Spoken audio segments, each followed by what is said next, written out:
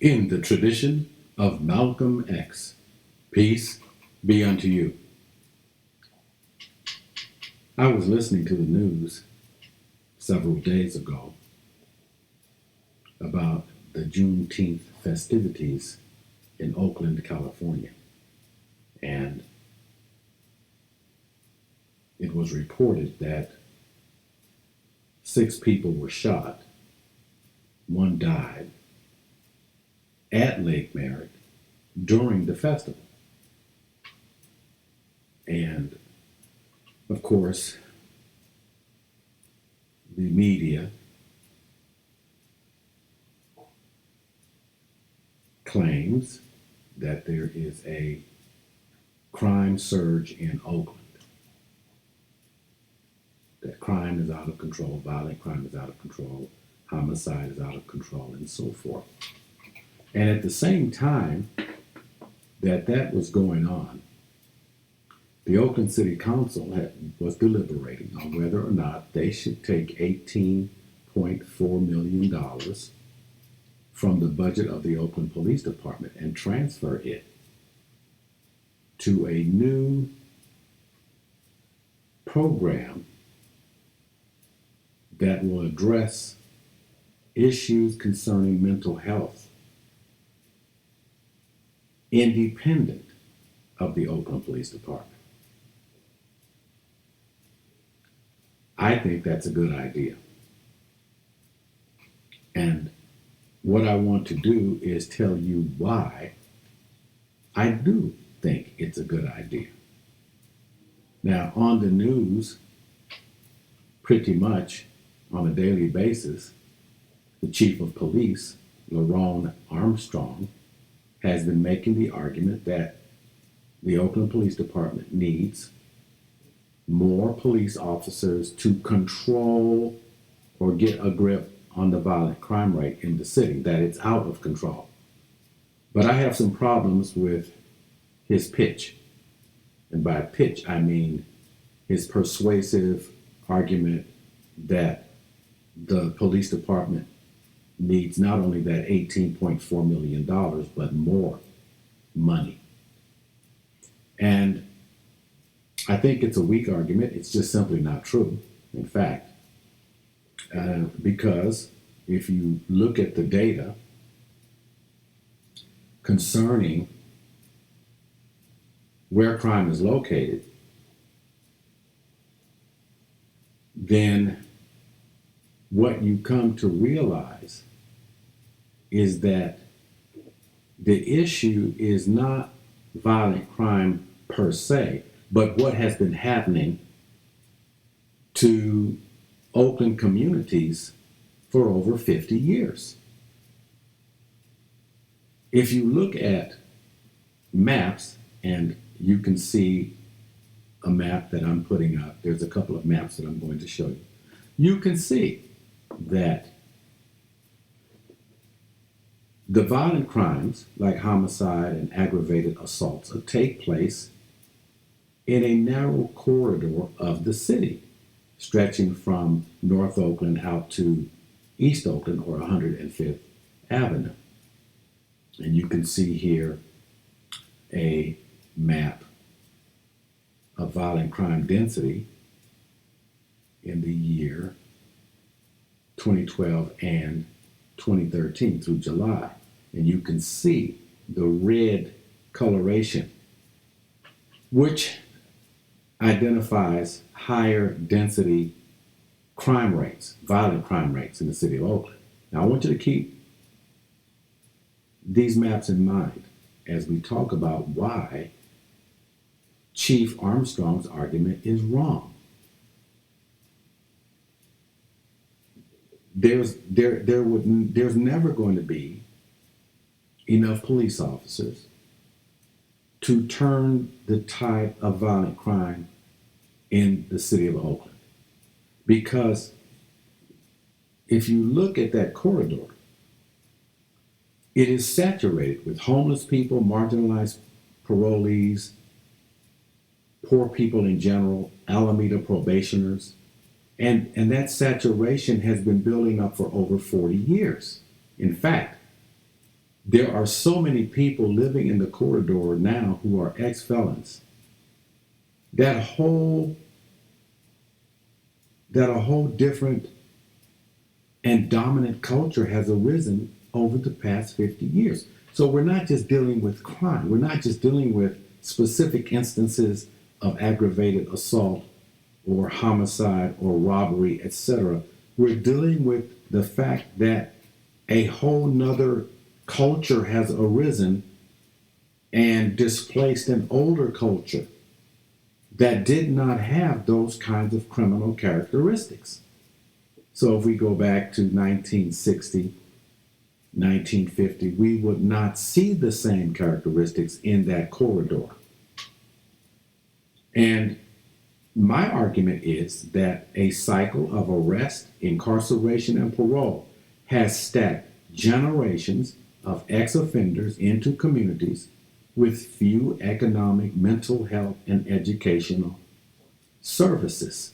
And that's exactly what the new program is supposed to attempt to provide. And so what I'm arguing is that that cycle of arrest and incarceration and parole is the primary cause for violent crime in the city of Oakland, not the number of police officers working in the city. For example, about 5,000 parolees and 15,000 probationers on any given day are marginalized from full participation in the mainstream economy of the Bay Area. And no amount of police officers can reduce the violent crime rate in the city, as I said, because over the past 50 years, generations of individuals have been marginalized and have triggered a different kind of cultural orientation. Children are socialized differently in relation to that different kind of culture. Now look at these charts that I'm putting up now. They are charts that show crime data, and I gathered the data from the Oakland Police Department. Okay, so you can see on this first chart that in I think it's about 1992, Oakland peaked, its homicide rate peaked at 165 in that year. And I remember that year. And you can see, if you look at the next red dot, about 1999, the minimum number of homicides occurred in the city. That was 60 in 1999. The average homicide rate for the city right now is about 104 homicides per year. It vacillates between 104 and 109. And that oscillation between 104 and 109 homicides has been taking place for over 25 years, because I've been keeping data longer than that. Now, what is happening in Oakland is not abnormal, and I'm sorry to say that, it's normal. It's not an escalation of violence as is portrayed by the newspapers and the media. And see, that is done to engender fear in the public.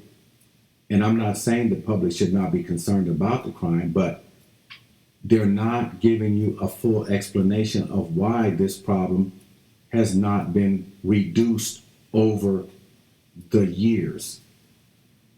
It is a predictable pattern of violence. For over 50 years, the city has averaged, as I said, about 104 homicides per year. And I can guarantee you this, next year, there will be between 60 and 165 homicides that occur in the city of Oakland. And if you had 1,000 police officers out on the streets, it wouldn't make any difference, because people don't broadcast homicide.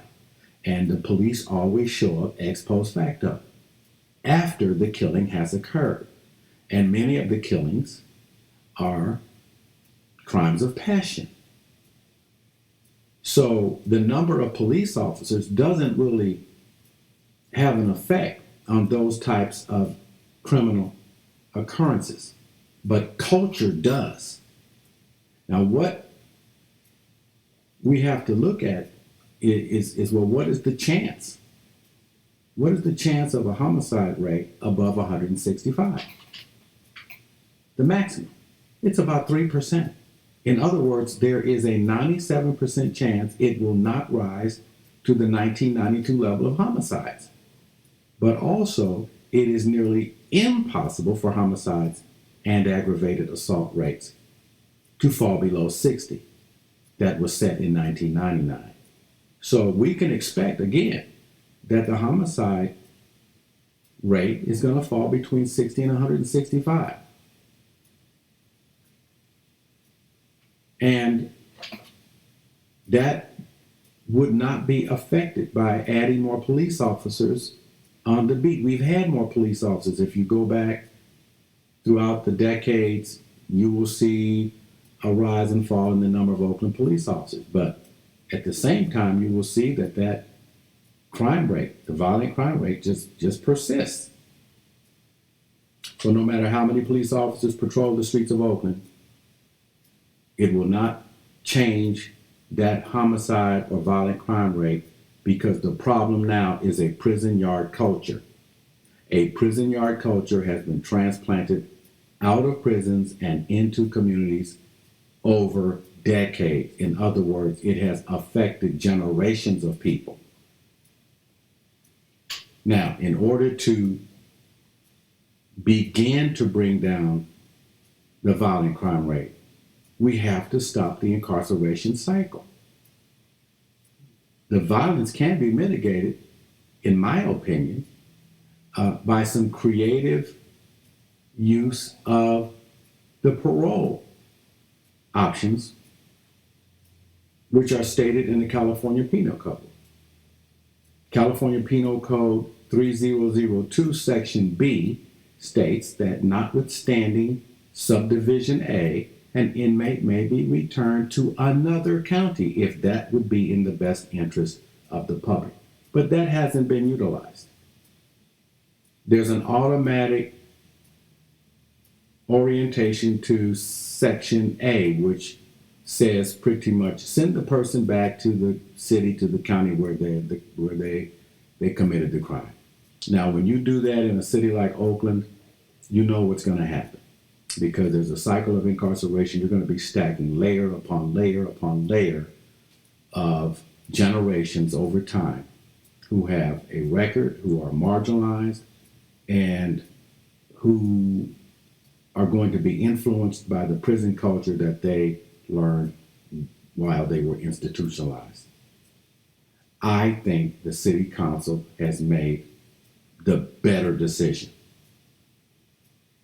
The decision to implement a new program by taking $18 million out of the police budget to try something new. Because what has been happening for 50 years has not worked.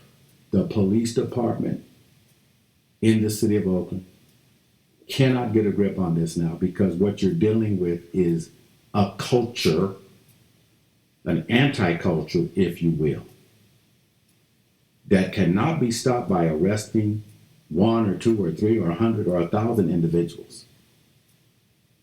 Because children now are being socialized to internalize the values of a prison yard kind of orientation, a glorification, if you will, of a lifestyle.